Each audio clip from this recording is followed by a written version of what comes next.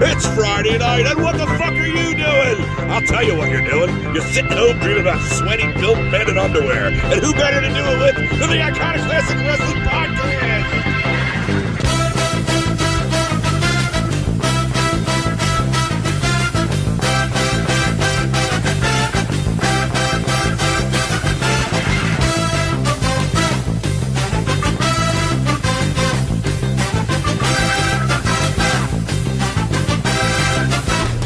And here's your host, Iconoclast and Dick Taco.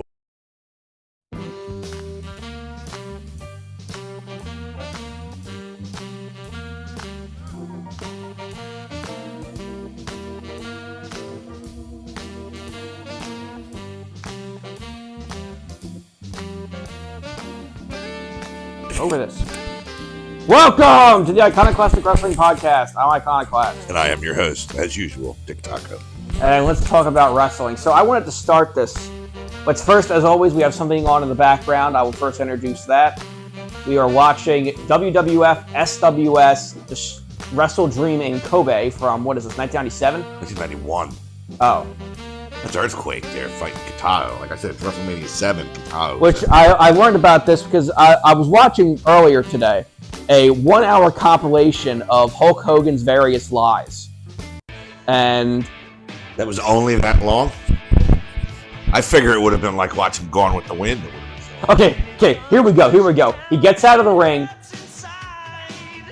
he walks out, and he throws a bunch of shit. Like I said, I wasn't even aware that I had this until like Thursday night I watched it. I have a folder of obscure WWF Japan shows. And so, we have classic lies like that he wrestled 400 days in a year. Yeah. That he partied with John Belushi 4 years after he died. Yep. That he, Andre the Giant died 3 days after their WrestleMania 3 match. When he died 6 years later. Yes. What else? That he was the original spokesperson for the George Foreman Grill. Well, why wasn't it called the Hulk Hogan Grill then? You understand the point. Yes, I understand. And I heard the story the biggest before. one, the Hulkster in Heaven story, which Christ's sake. I wanted to hear you talk about. Well, set it up for me. Yeah, Tell everybody the story. He grabs him and he slaps him. Yeah, I know. No, set the story up and I'll tell you what I know. That Hulk Hogan had his terrible music career, which he claims that, he was the bassist, a potential bassist for Metallica. Lars Ulrich responds with, what? Because Hogan says there, look at this, see, look, he's yelling at... Oh. Yeah, I know. I just told you. I saw this the other night. I realized what I had in front of me. And then he apparently was in a band called Ruckus in the 70s. Yeah, he played the bass. That were apparently quite popular in the local Tampa area. Yeah, I heard about that before. But he made this album called, Hulkster and the Big Boot Band. Hulk Hogan and the Wrestling Boot Band, yes. Unfortunately, I know it well. I may have actually owned it. They made a song I don't confirm or deny any called wrongdoing. Hulkster in Heaven. That is supposedly about... Now, Hogan has changed his story many times about this. It is completely impossible to understand. Where we have stuff where... I think the most recent story is that they had this kid on a stretcher when he was going to wrestle at Wembley. And he was there with Jimmy Hart. And originally he claims in the song that he heard it on the radio and he saw it on TV. Or that... He says that originally the kid was going to be there, but then he wasn't, and then he claimed that the kid was there. And he died while he was there. Yeah. He died before Hogan came back to the dressing room at a show he wasn't even booked on for a company he didn't even work for at the time. That was August of 92. He was there. Jimmy Hart might have been there, but he was managing Money Inc. because he turned on the natural disasters. And then Hogan claims that he went up to the kid and he could smell death on him, basically. That he could smell that the kid was going to die. What is he, a fucking Native American, tracker? He's like Spirit, G.I. Joe. Come, freedom. Find me the smell of death. What was... Fight Storm Shadow. Spirit and Freedom. Freedom was the bird. Yeah. We watch G.I. Joe every Friday night in this house. Me and the boys. Your younger cousin, the 4-year-old, he's great as he stands up on the couch and goes, "Yo, Joe, in the fucking face." And I'm like, where do you even come up with this? But then he claimed originally that him and Jimmy Hart were just going to write the one song, and then they wrote a whole album in one night. But then he claimed that they wrote the whole album for the kid's family, and that they donated all the money from the album to the kid's family. So they donated $12 to the kid's family? He also claimed that Simon Cowell got involved. Yes, I know that. Simon Cowell actually did help WWF record the Pile Driver music album in the mid-'80s. What was the Pile Driver album? There was a music videos made for a bunch of songs, like for Pile Driver, I think was Coco Beware's music, and Coco could sing, so they put him on it. They did Hulk Hogan's Real American. They did, because Rick Derringer did that, and Rick Derringer did Demolition's theme. I don't remember. I remember seeing it, though. I remember renting it to tape. I'm not saying it was any good. It was called Pile Drivers. They're singing. All the wrestlers are on like a job site with like girders and hard hats on. It's so fucking ridiculous. But yeah, this was just a whole saga of Hulkster lies. Oh my god! And then there was a thing before that. He was talking about whether or not the Undertaker injured him or not. Oh please! I saw that when I was 12 years old. I didn't see it. Yeah, did I see it live or did I record it and watch it when I got home? Anyway, but first time I watched it, Flair throws the chair and Undertaker tombstones him. Survivor Series 91. He misses his head. It's as bad as those Hangman Page things I was talking about with the backward shot. God. Page is actually... Oh, wow! They have the whole thing here! Yeah, this is the whole story. Because before, originally, I thought they cut away after he screamed, "This is pro wrestling," but no, This isn't a WWE-owned video, I don't think. Because he kicked the referee away. He's threatening to poke him right in the fucking eyes there and stuff. Wow. This is outside, too, with that little stadium there. This is crazy. That's crazy, brother. Doesn't work for him, brother. Like, kick the referee. But that was just an entire saga that I went through this afternoon. I thought it was absolutely hilarious. And then we get the stories, that Hulk Hogan, that Hogan says that Madonna and Cher tried to hook up with him in the 90s. Oh, for Christ's sake. Like, why would you even bring that up, like, now? And he's 71 years old? Like, other than to make yourself feel better. Like, and that's all there is. That he never had, like, his triceps fixed after he injured himself lifting up Andre. He also claimed that he was the first person to ever body slam Andre. Which is bullshit, because I've seen videos. I know. Harley Race, El Canek, Stan Hansen, the Warrior did it later after Hogan. Hogan did it himself before that. Yeah, he did in like 1980, all over the country in different territories. So, but anyway, I just had to bring that up. I thought it was the Hulk. I always find joy in the craziness of the Hulkster. Craziness of the Hulkster. I know he's like your crazy uncle that comes to Thanksgiving and he's getting dementia. And he doesn't have his medicine, the dosage right yet. He's got Graves' disease or something with his eyes that bulge out. Let's go back. Oh, no. One last thing, where he tells another version of the Undertaker story on an episode of Hogan Knows Best. Where I actually watched that show. It was funny. Where he says, oh, wait, this could be Nick here. Give me a second. I ain't like a pig, brother. The MAGA powers. Hell yeah. But he claims that, oh, God, this is like when, the Undertaker pile drive me onto the concrete in 1974. Mark Calloway was in 3rd grade in 1974. I was going to say, I saw the Undertaker's debut for World Class as Texas Red, a masked wrestler, got the shit kicked out of him, or it appeared to be, by Bruiser Brody. Hogan also claims to be connected to the Bruiser Brody murder. The Bruiser Brody murder? Yeah. Oh, Christ. That he was threatened by a Puerto Rican guy with a gun. He wasn't threatened for that. You could be literally you could be threatened by a Puerto Rican with a gun anywhere. I mean, really. I mean, okay, let's get into the news you sent me. Let's go backwards this time. Let's start with the miscellaneous news, and then we'll go to AEW, then WWE. So Conan hospitalized with serious health issue. Did you hear anything about that? No, and nobody cares about it's Conan. Well, I want to see what happened to him. Hang on a second here. What are you doing, Conan? That was funny, though. Hospitalized. Here's with dangerous illness. Wrestler Booker and manager Conan has been in the hospital for nearly a month. They have to plug World Championship Wrestling and in the NWO and the Filthy Animals alongside Rey Mysterio, Billy Kidman, and Eddie Guerrero. The Filthy Animals. That's when Conan has been in the when Ray didn't have his mask. Oh, God, he's an ugly man. Oscar Gutierrez.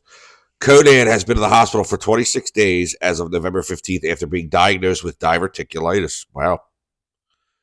So you see what can happen if you're not whatever. No one gives a shit about Conan. Well, I know, but I'm just saying, like, Kenny Omega still is not back. Conan's entire existence is based around having dog shit takes in wrestling. What? I don't know. I was reading something. Did Disco Inferno have a pet duck in WCW? I don't remember anything like that, but I would probably try not to. Duck. No idea, dude. I know how much you love the gifted Glenn Gilberti. I hate him. Scott D'Amore visits the WWE Performance Center, but he's jumping all over that news right now. Yeah, also Lance Anoa'i was spotted there. Another fucking Samoan! Wow. I knew it wasn't going to take you long to get something like that in here. When are they going to bring in Zilla Fatu or Journey Fatu? I mean, when does the Fatu stop? Rikishi has like 10 fucking kids. Yeah, at least that we know of. Because you know Rikishi's going to be the fifth man at War Games. Did you hear about this? You must like this news. Speedball Mike Bailey, free agent as of 11-1. Yeah, he's probably going to go to AEW. That's what Sean Sapp said. Yeah, Jordan Grace contract also expires in January. Joe Hendry, I think, has till the end of next year before his is up. Oh, yeah, I finally watched some of his older music videos that he made. Joe Hendry, like in ICW? Yeah. Oh, they're so good. I'm Drew. Some of the other ones. Did you ever hear McIntyre tell the story about that? No. Oh, he's so funny. Well, you can tell you can see McIntyre trying to hide his face because he's laughing. Oh my God, because that's not even the best one. Did you see Hendry Ball? I didn't like that. Bohemian Rhapsody. Did you see that one? Yeah. Jack Jester's in my room. Yeah, I saw that one. That was pretty fun. good. That was my favorite. I don't even know who Jack Jester is. He's just another guy that was in that faction with Drew McIntyre. The Black Label. Yeah. And what was the other one? There was Hendry Ball. He does In the Air Tonight from Phil Collins. And the guy, because they swear, the announcers over there, he goes, oh, there's a fucking drum set out here. Is Hendry here? And then it's like, you see his friend come out. It's like, do. He goes, I can see Joe Hendry in the air tonight. I still have a feeling he's going to end up like Fandango. I hope not. No, Fandango was dead already at this point.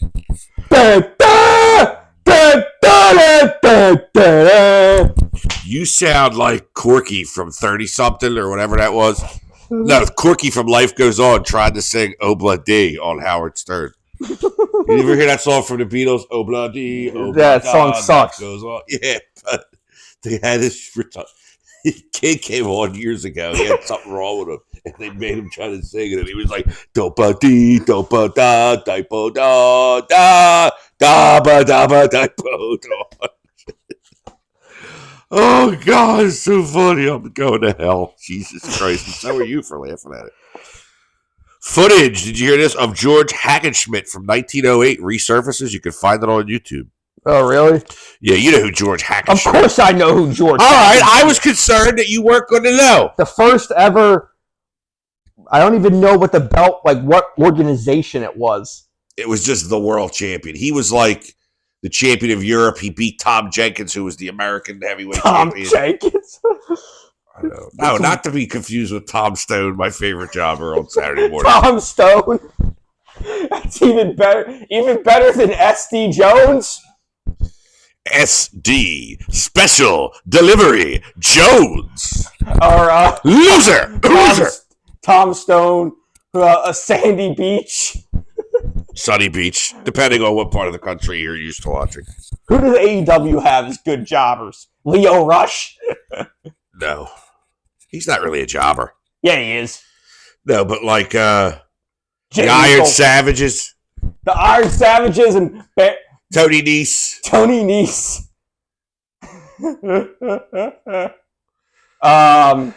Maximum Male Models, but they're really funny. Yeah, I could see them doing more with them, and I hate to say that because I think their gimmick is ass. No, it's funny, though. They do good work with it. I used to think the Outrunners were jobbers, but they're stars. Yeah, they're one of the teams, like, I always say AEW has a better tag team division than WWE does. Yeah, way better. Yeah. But the Outrunners have overcome, like, Tony books like shit. But they've overcome that. Like, they're able to make their own way. Hey, well, few people. Private Party finally got over now that they're the tag champs. Why'd they get over? Because the billionaire whose hobby this is decided to put the belt on them? That don't fucking mean they're over. People cheer them. He doesn't know what over is. He's doing what he likes. People cheer them. They're over. Just like Jack Perry's over, even though how much you deny it. He's not over. Cry me a river. I don't know. We'll see next. We'll see. Well, I guess it'll be tomorrow now when we watch the pay-per-view. If everybody chants that in an arena, he's over. No, it's not. And he does the Raven pose. Dude, at the 2009 World Series, when Jabba Chamberlain came in, his mother had been busted for meth or something in the Bronx or wherever she was from. All the Phillies fans started chanting, "Mom's on meth.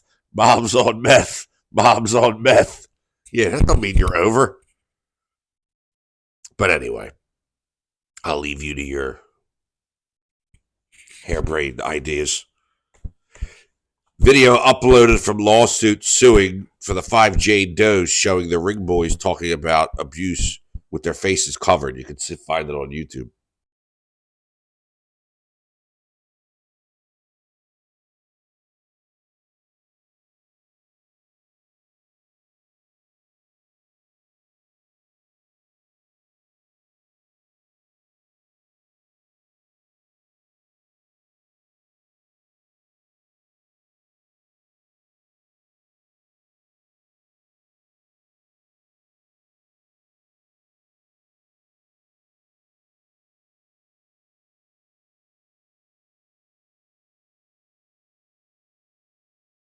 The Ring Boy scandal was one of the darkest stories you can find in pro wrestling's history. One of the people who were coordinating to bring in these Ring Boys was a ring announcer named Mel Phillips.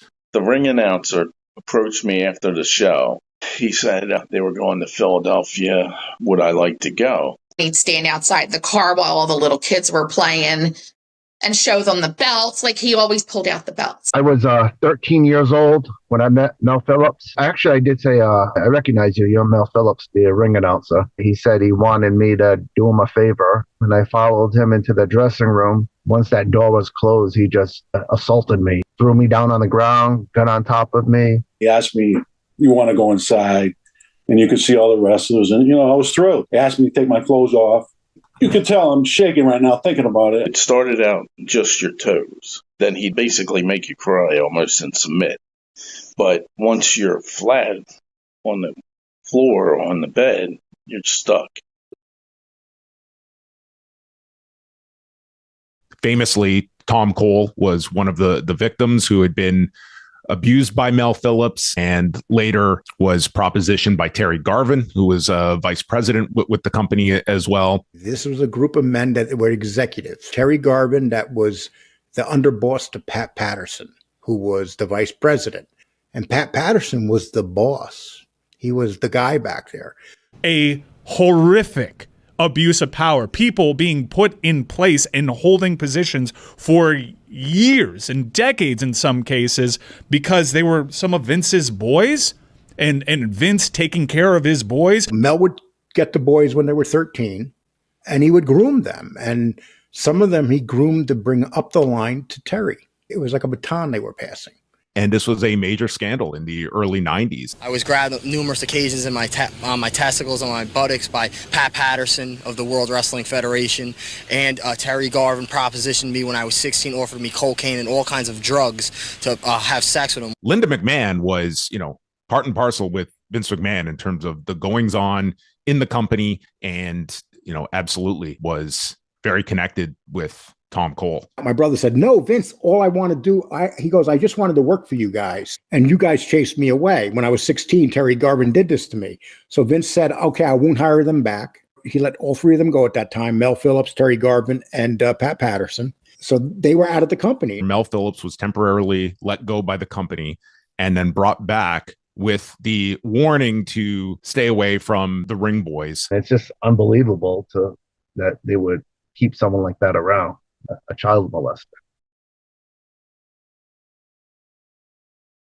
When the scandal came out with the kids, they got evidence. They got a tape. They wrote a couple reports. They called him a predator in the report. They called him a pedophile in the report. You had kids out there that were waiting for the feds to come to them to ask them questions. The feds never showed up. Vince McMahon, one of the biggest names in the entertainment industry, has once again stepped down after accusations of rape, assault, and human trafficking. Let's not forget this wasn't just Vince McMahon. This was a mass conspiracy of many people destroying many lives within an organization. Mel injured me. He hurt me, caused me a lot of rage, suicidal thoughts. It's embarrassing to say that you've been molested. He destroyed me. I'm shaking right now thinking about it. I don't trust no one in this world. My brother-in-law called me and told me that Tom hung himself. To this day, I hear Tom's voice. Please let them know what they did to me. To this day, I try to figure out what did we do to fall into that trap. But you can't hide forever. The truth always comes out. They should have looked out for the kids and they didn't.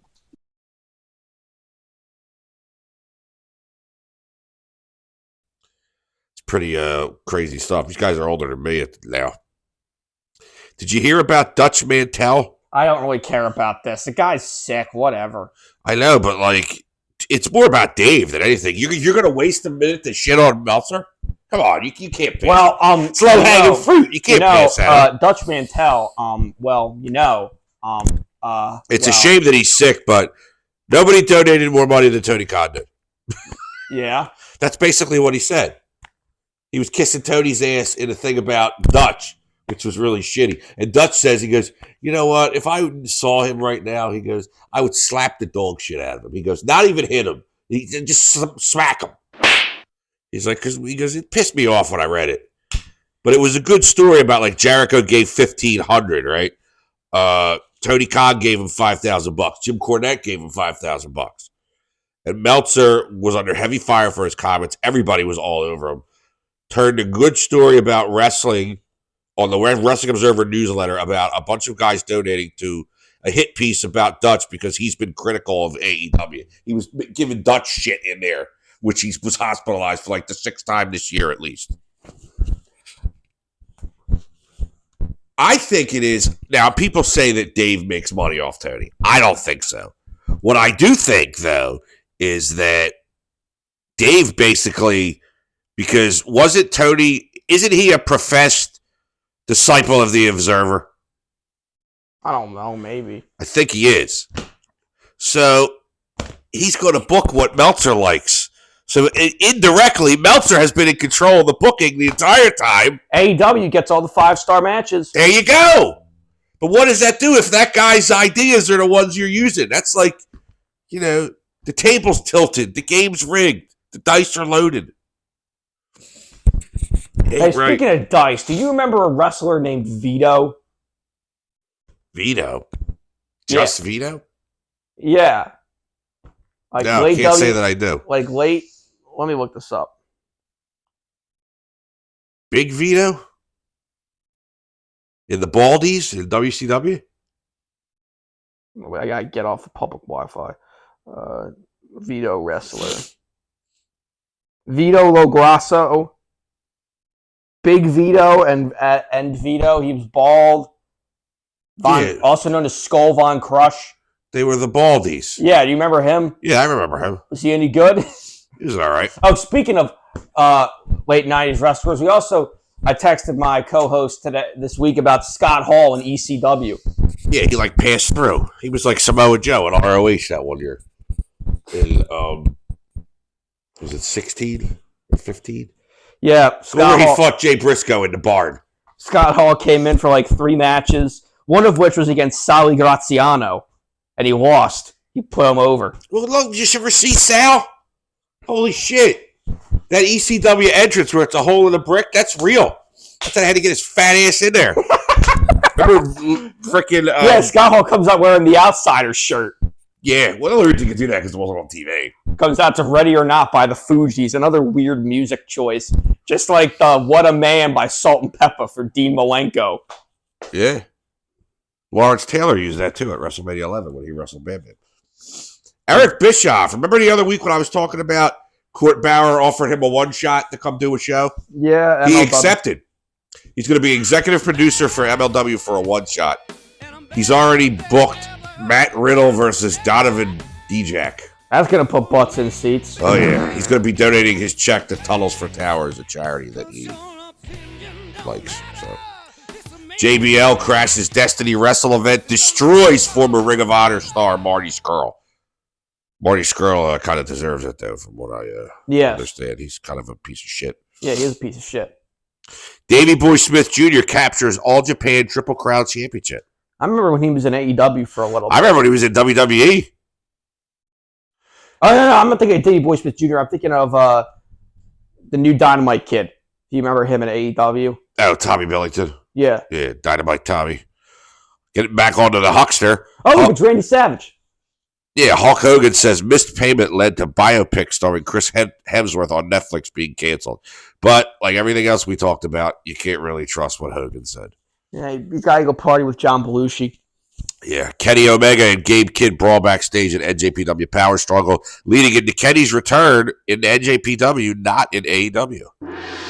He had a reason for that. I forget what it was. No, I was reading it earlier, and I still think it's, I don't know why you wouldn't do it in AEW. All right. Macho Madness, oh yeah. Elizabeth, I love you. Will you marry me? Yeah. Every day I come home, what do I see? Dishes in the sink, piled high. Yeah. All right. Next up on the list here, since we've been we skipped a week here, is the NJPW Power Struggle results from the Osaka Prefectural Gymnasium with a 3,773 attendance. Would you like to read them over? I got it. Results. Ninja Mac, the DKC, and Yow. Wait, did we already read this? Did we? Hold on, let me see what the... No, we didn't do this already. We didn't do Saber, his defense. We did what he won. Ninja Mac, the DKC, and Yo defeated Shoma Kato, Captain Suicida, and Tiger Mask. No, you know what? I think we did do this. I think we did do it. Because what was the next show? Yeah, we did this. All right, I was going to say. That's what it sounds familiar. Fighting Spirit Unleashed. We didn't do Fighting Spirit Unleashed. Go to that. Bring up the matches for that. Let's do a preview of that because we have to do... No, well, Fighting Spirit Unleashed already happened. All right, well, let's do the review of it then. Oh, yeah, it happened. We were going to preview it last time, but we decided to skip it. Yeah, we skipped last week. Well, when the news doesn't pile up like that, I only had like this much. Matt Vandergriff defeated Seabass Finn. Who? That sounds like something on the menu when I went out to dinner last night. The Chilean Seabass Finn. That's like Soda Pop Hendrix. Oh, God. Or Jack Cartwheel. Oh, this is Randy Savage versus Tenru. Matt, okay, that was on the pre-show. Then we had David Finley defeated Kevin Knight. The Grizzled Young Veterans won the Strong Openweight Tag Team Championships from TMDK, Mikey Nichols and Shane Haste. The mighty don't kneel. Leo Rush defeated Mustafa Ali. Nobody cares. Everybody was in the bathroom for that match. I guarantee it. The West Coast Wrecking Crew, Jor-El Nelson and Royce Isaacs defeated Dirty Work, Tom Lawler, and Fred Rosser in a 2 out of 3 falls match. Tom Lawler and Black John Cena. He never wins. Fred Rosser? Oh, Fred Rosser never wins. Who is he in WWE? He was Darren Young with Titus O'Neil. Making moves, making $1 million moves. Hurrah, hurrah, hurrah. Well, that's Titus, but Darren was the first wrestler I remember other than Canyon hearing about that was like gay. Yeah. And but he looks like John Cena with a really dark tan. Yeah, and Canyon was never out. No. Hazuki defeated Anna Jay, Kogumura, and Trisha Dora Who won? Hazuki for the. Oh, I thought you sneezed.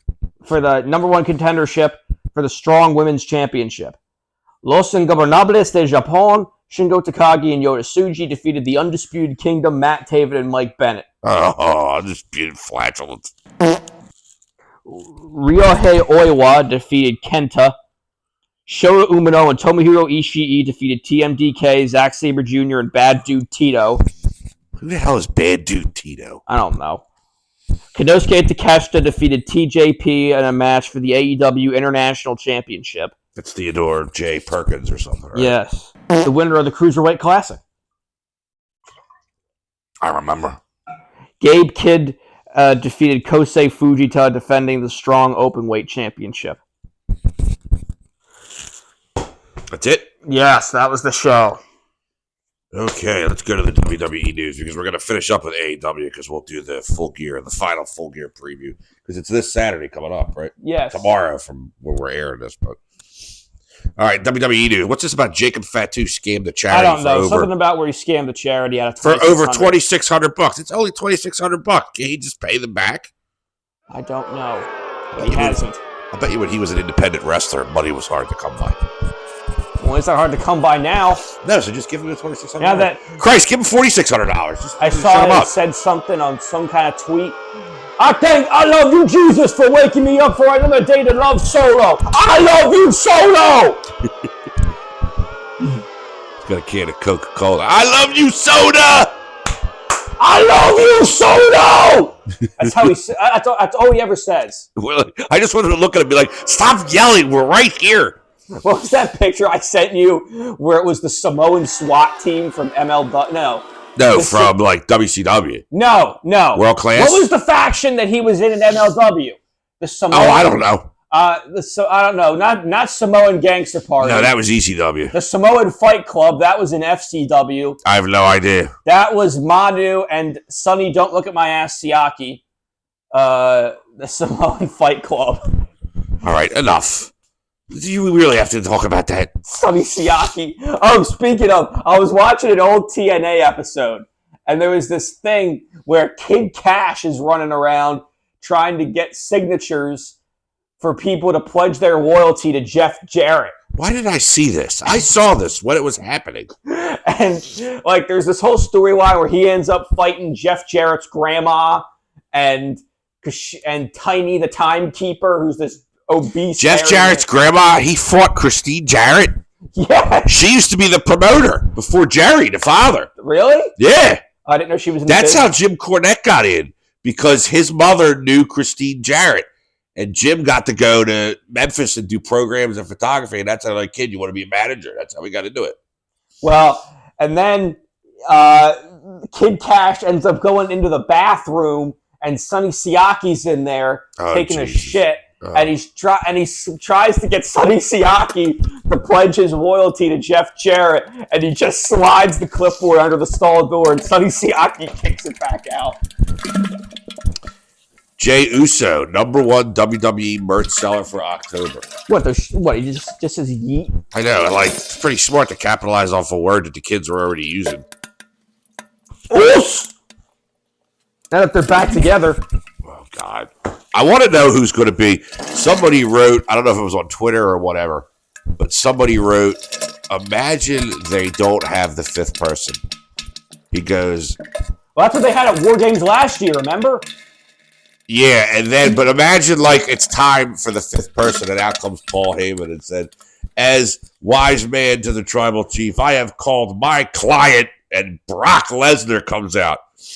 Yeah, and he pees on everybody. We want piss tapes. We want piss tapes. Yeah, he oh, God, it would be everybody. awful. You could never bring it back. I know. Oh! But it would be cool. He would kill everybody, even his own team. Yeah, no, but because last year at Survivor Series was the same thing, where they thought it was going to be Punk, and then Orton came back, and then Punk debuted after the match.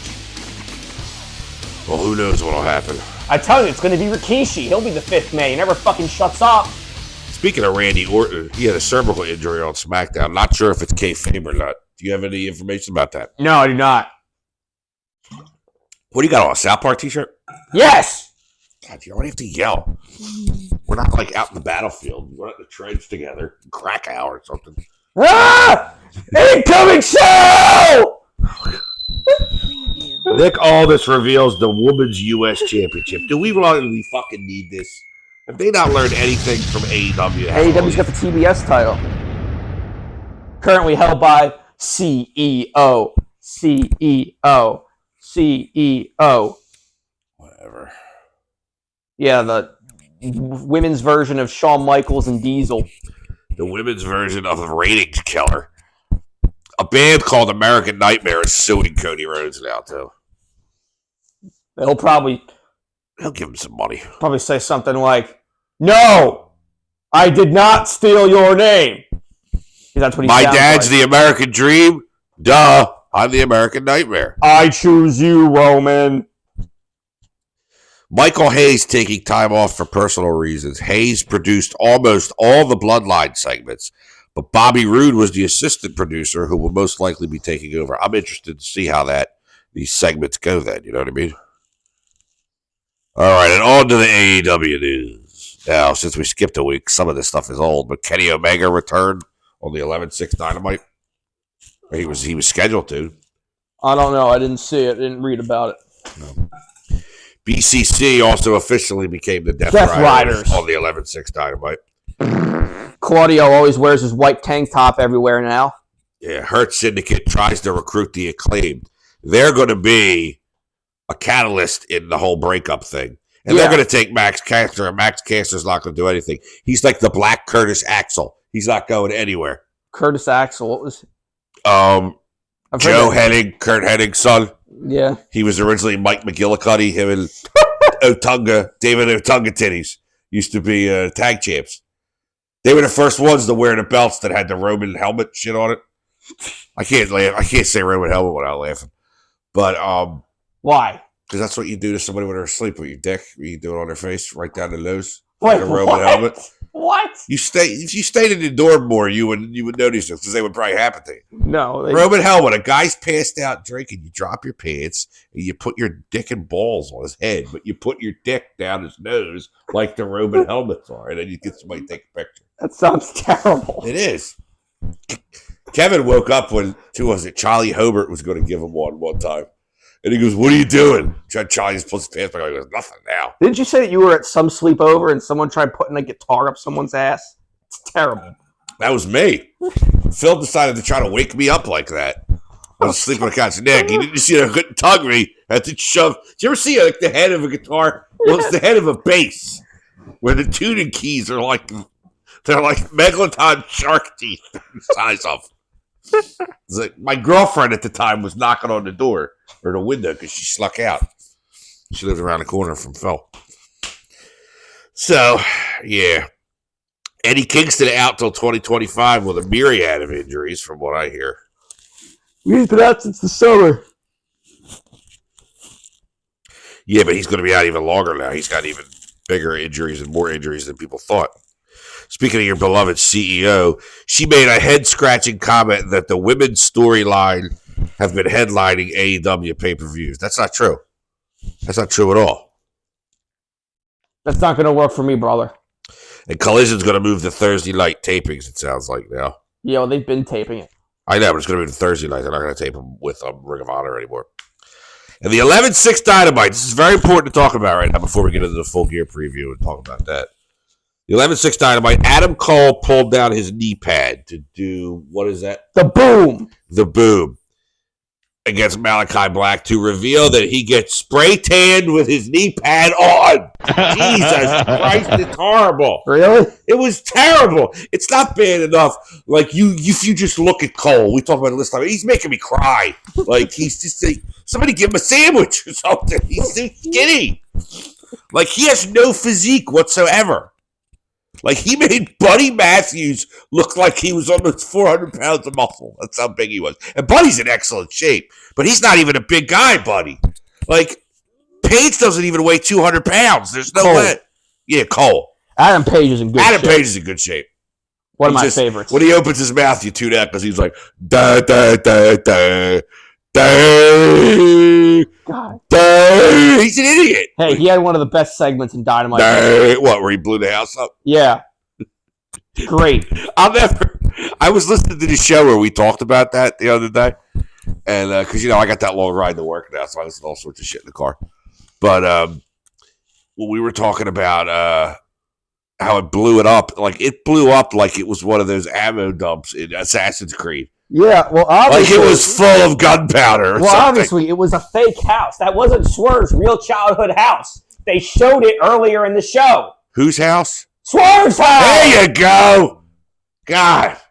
He's wrestling Bobby 2 Lashley. months and what a setup. He's wrestling Bobby Lashley, and he's probably going to lose. Told you, the guy in the neighborhood called that fire department. They're like, the house is on fire. The guy said, whose house? He said, Swerve's house. It's Bobby Lashley's in-ring debut. So where? At Full Gear? Yeah, so Swerve's going to lose. He should lose. People are loving Bobby Lashley there.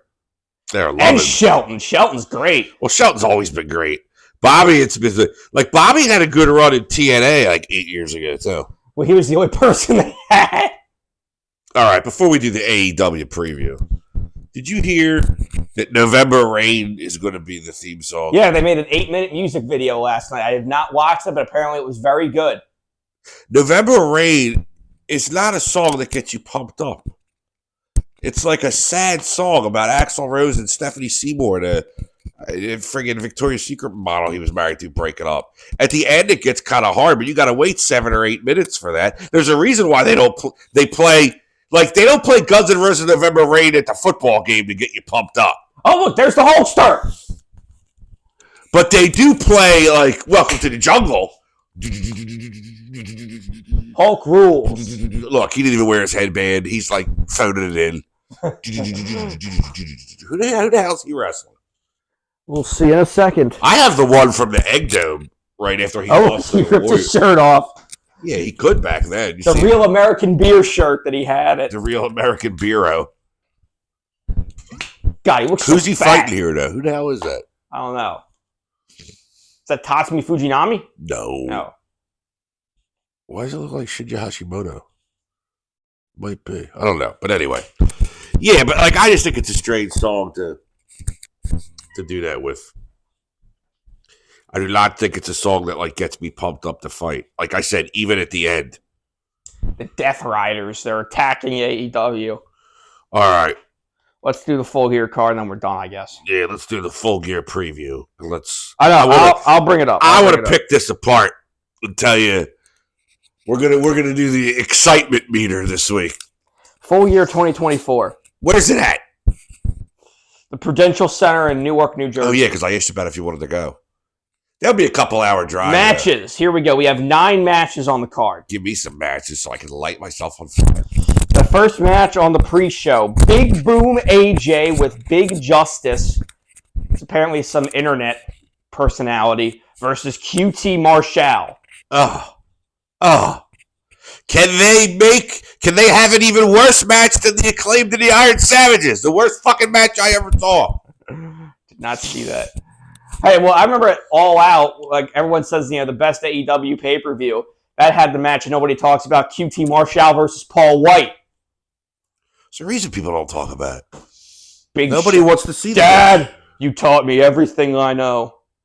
And I love you. Mrs. White! Now that your husband's dead, how about you go on a date with a real man? He pulls up in that Blues Brothers car. Yeah. With the Boss Man jacket you could buy in the WWF magazine back in like 1990 when he was a babyface.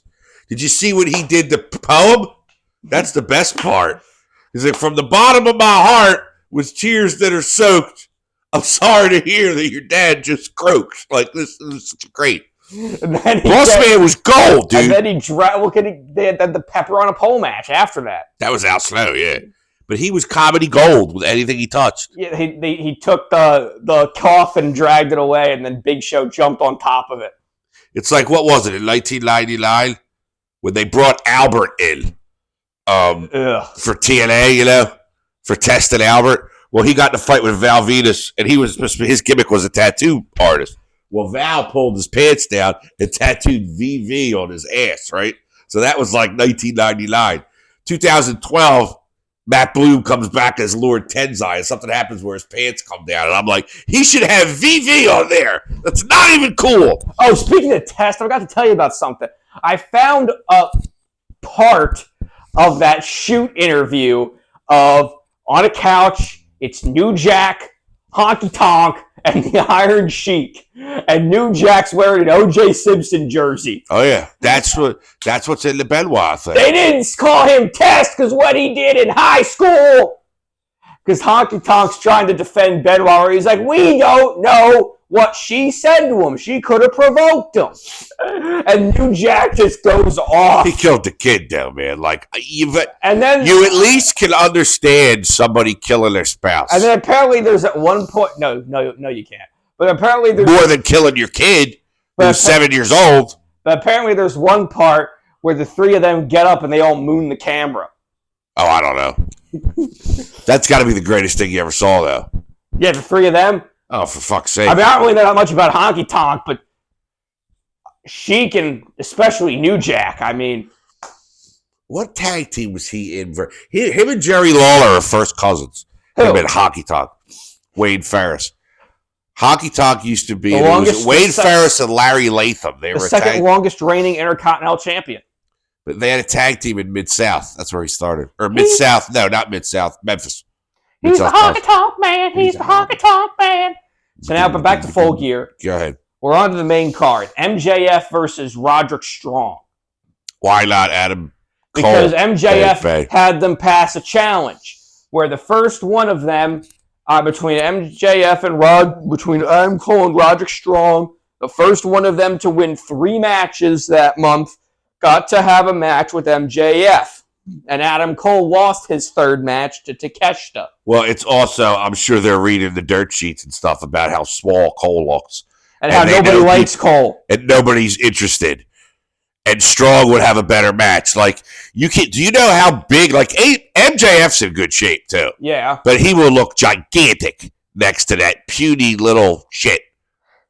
Jay White versus Hangman Adam Page in a rematch from the last pay-per-view. Should be good. Very good match last time. Long as Page doesn't talk, we'll be fine. I saw that they had a match on. It was Adam Page. It was on Dynamite. Adam Page and Christian versus the Bang Bang Gang. Juice Robinson and That was supposed to be really Jay White. Good. Yeah, there's this part where Jay White hits the Blade Runner on Christian on the outside, and he hits him straight into the crowd barrier. Looks brutal. Huh. Christian's, of course, in his cut-off turtleneck. That is Yoshiaki Yatsu, is who that guy is. He's fighting right there. Okay. That Hogan's fighting. I got to read the title. Then the 4-way tag team match for the AEW World Tag Team Championship. 4-way, Jesus Christ. Why can't they just do a 2-way? Because people were excited. This is supposed to be like the big rebuild of the tag division. They had a whole month-long contender series. Okay. Who's in there? The champions, Private Party, Isaiah Cassidy, and Mark Quinn versus the Outrunners, Truth Magnum and Turbo Floyd, the most vascular men alive, versus Kings of the Black Throne, Malachi Black and Brody King. They beat FTR. Really good. FTR needs to just disappear for a while. Brody King put G. Gordon Liddy in a sleeper hold and just choked him out. Good. Hopefully he's still out. Versus the Acclaimed, Anthony Bowens and Max Caster, which I bet... You think they're going to break up at this one? Which could we get during the match or right afterwards? I stand by what I said, Max Caster joining the Hurt Syndicate. Oh, Bowens! He just tried to dive through the glass. What a coward! You didn't see I did that last show. As we were talking about it, I put that clip up. And I had the glass breaking sound. I always knew they were going to break up. Nah, they're not going to break up. One without the other. Oh, I knew he was going to do that. I knew he was going to. He don't need Jannetty. And then we had, for the AEW TBS Championship, Mercedes Moné with Camille Brickhouse, defending against Chris Statlander. Then we have Swerve Strickland versus Bobby Lashley. Oh, yeah. Speaking of people who are going to look small. Yeah, but that's not because Swerve's not in good shape. That's just because that's just Bobby's a super heavyweight. That's why. Then we have for the TNT Championship, the champion Jack Perry versus Daniel Garcia. That better be on early. That should be your opener.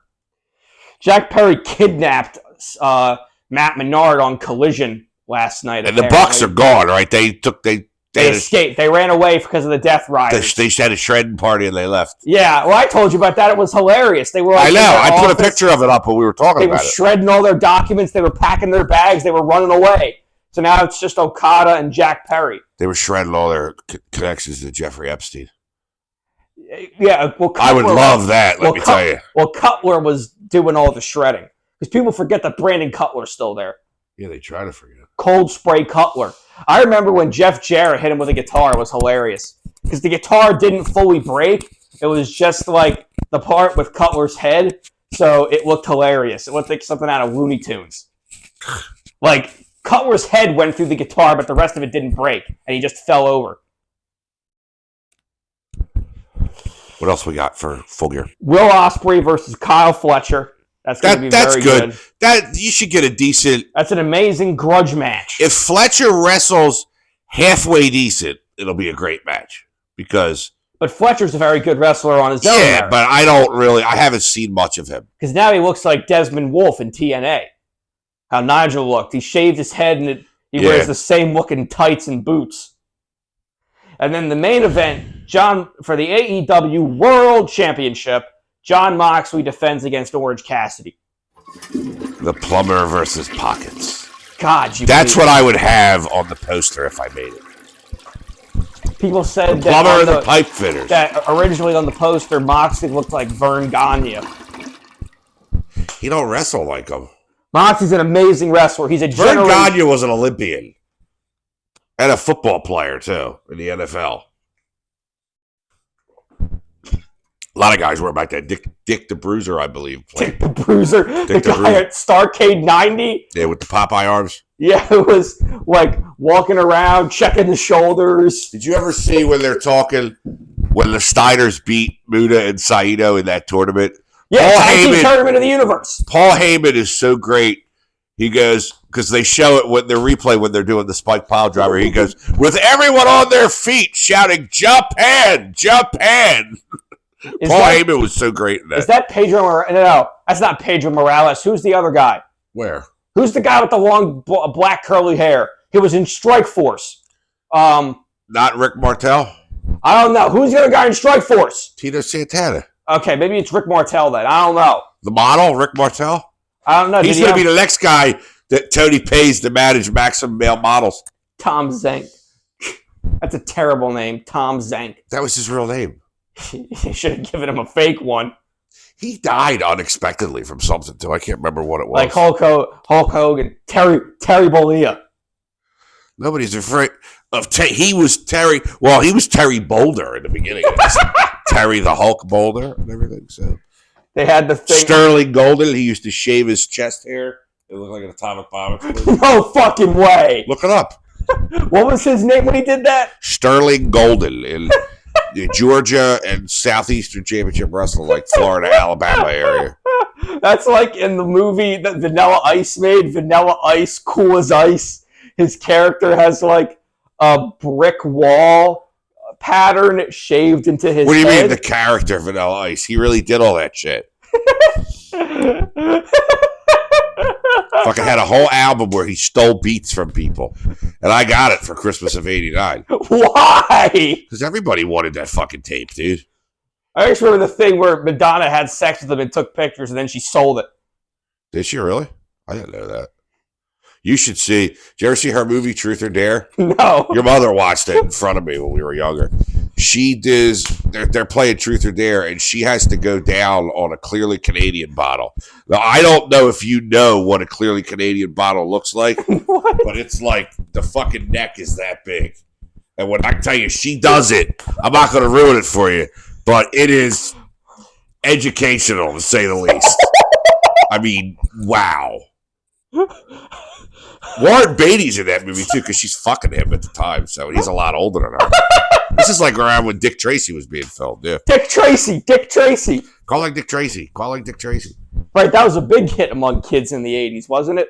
89 that came out that summer. LJN made a game for the NES about it. Yeah, we don't talk about that game. I had all the action figures though. I love that movie. It's like Darkwing Duck. I am the danger that flaps in the night. God can bring up all these shitty things from the late 80s and 90s, and you just know about it. Like, what do you remember from your kid? I remember stuff that you liked when you were younger that was stupid. Fucking Yu-Gi-Oh cards. Hey, I still have my Yu-Gi-Oh. Hey, I have all my Yu-Gi-Oh cards in a binder. Really? Yeah. That's great. I know several people who still play Yu-Gi-Oh. Yeah. They're not down in the basement with an AR-15 talking to God on a two-way radio. Oh, what? Oh, yeah. Speaking of this, I was reading about this on a pay-per-view. Wait, how much time have we gone? We got 50 minutes. You could keep okay, because I was reading a thing again about the match. I forget what pay-per-view it was, where it was the McMahons versus Shawn Michaels and God. Oh, please. That whole program made me uncomfortable. Where Vince goes into a church and he's talking, you created the world, Adam and Eve and all of humanity. I created World Wrestling Entertainment, Hulk Hogan, Stone Cold Steve Austin, things like that. But you rested on the seventh day, God. I never take a vacation. I think I have a better work ethic than you do. And then awful. There was the thing where they had like God was represented by a spotlight. Yes. And then Jerry Lawler is talking about, oh yeah, God's getting jiggy with it. Oh my God. I hated Jerry. That was all because Shawn Michaels is very religious. Yes. That's because when you do it, you can do a lot of wrong. When you draw a lot of money, you can do a lot of wrong. Roddy Piper said. That's when that's why he was never on SmackDown. Who? You didn't know that? Who, Shawn Michaels? Yeah, he explained that why he was never on SmackDown. He was only ever on Raw after he came back. Why? Because it would require him to miss his Bible study group. Well, good for him. I mean, seriously. He was a piece of shit for a long time. So, on that note. Yeah, that's why he was only ever on Raw in the 2000s. Yeah, because they would record SmackDown on Tuesdays. Sign off! Good night, everybody. Get your hand off my penis!